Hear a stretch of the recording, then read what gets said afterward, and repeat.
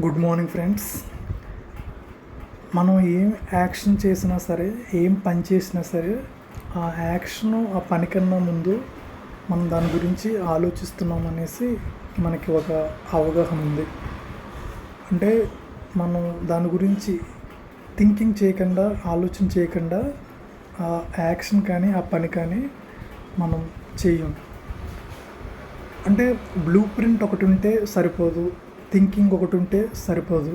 Example, ఒక ఇల్లు కట్టడానికి ఒక ప్లాన్ ఉంటే సరిపోదు, ఆ బ్లూ ప్రింట్. దాన్ని మనం రియాలిటీలో మనం ఆ పని చేసినప్పుడే అది రియాలిటీ కింద కన్వర్ట్ అవుతుంది. లేకపోతే అది ఆ పేపర్ వరకే పరిమితం అవుతుంది, మన థాట్స్ వరకే పరిమితం అవుతాయి. దాన్ని రియాలిటీ కింద కన్వర్ట్ చేయాలంటే మనం యాక్షన్ అనేది చేయాలి.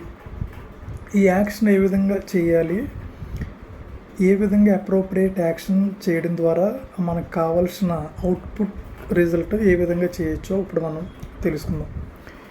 First, hold your vision. Know what exactly you want. మనకి ఏం కావాలనేది చాలా క్లియర్గా ఉండాలి. జాబ్ కానీ, మనీ కానీ, హౌస్ కానీ ఏంటనేది చాలా స్పెసిఫిక్గా. ఒకవేళ బిజినెస్ స్టార్ట్ చేద్దాం అనుకుంటే ఎక్కడ స్టార్ట్ చేద్దాం అనుకుంటున్నాం, ఏ సెక్టారు, ఏ ఫీల్డు, ఎంతమంది ఎంప్లాయీస్, ఇవంతా చాలా క్లియర్గా ఉండాలి. తర్వాత వచ్చేసరికి రైట్ ఎన్విరాన్మెంట్ గురించి, రైట్ సిచ్యువేషన్ గురించి మనం వెయిట్ చేయకూడదు.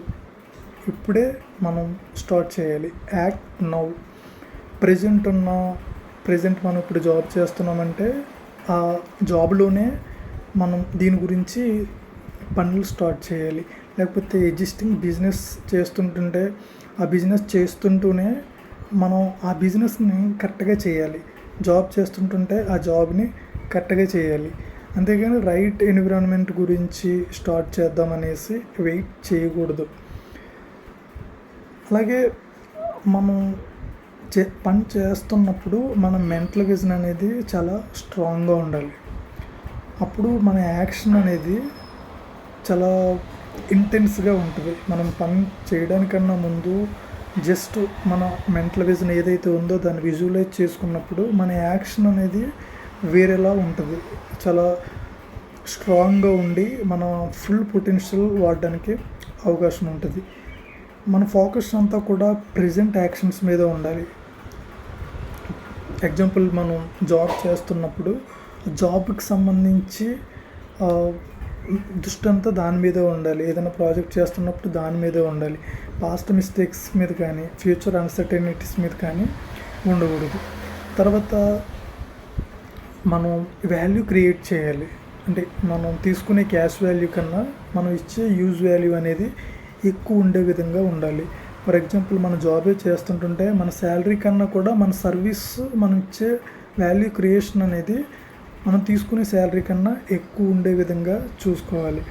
అలాగే ఎగ్జిస్టింగ్ రిసోర్సెస్ ఏవైతే ఉన్నాయో వాటిని మనం ఐడియల్ సిచ్యువేషన్కి వెళ్ళడానికి ఉపయోగించుకునే విధంగా మనం వాటిని ఎగ్జిస్టింగ్ రిసోర్సెస్ని వాడుకోవాలి. ఉన్న జాబ్లోనే మనం చాలా యాక్టివ్గా ఉండి అక్కడ ఉన్నటువంటి సిచ్యువేషన్స్ని, ఆ రిసోర్సెస్ని చాలా ఎఫిషియెంట్గా వాడుకోవడం ద్వారా మనం అనుకుంటున్న గోల్ ఏదైతే ఉందో ఆ బిజినెస్ చేయడం అనే ఐడియల్ సిచ్యువేషన్కి వెళ్ళడానికి వీటన్నిటిని కూడా మనం వాడుకోవాలి. ఈ విధంగా మనం అప్రోప్రియేట్ యాక్షన్ని ఇప్పుడే చేయడం ద్వారా ఫ్యూచర్ గురించి ఆలోచించకుండా, రైట్ సిచ్యువేషన్స్, రైట్ ఎన్విరాన్మెంట్ గురించి ఆలోచించకుండా ప్రెజెంట్ ఉన్న సిచ్యువేషన్లోనూ, ఎన్విరాన్మెంట్లోనూ, ఏదైతే జాబ్ అయితే జాబ్, బిజినెస్ అయితే బిజినెస్, అక్కడ మనం యాక్షన్స్ తీసుకోవడం ద్వారా మనం ఏదైతే ఆ విజన్ ఉందో, ఆ గోల్ ఉందో దాన్ని చేరుకోవచ్చు. అంటే యూనివర్స్ కూడా మనకి ఆ టైంకి తగ్గట్టుగా డోర్స్ అనేది ఓపెన్ చేస్తూ ఉంటుంది అన్నమాట. Thank you so much.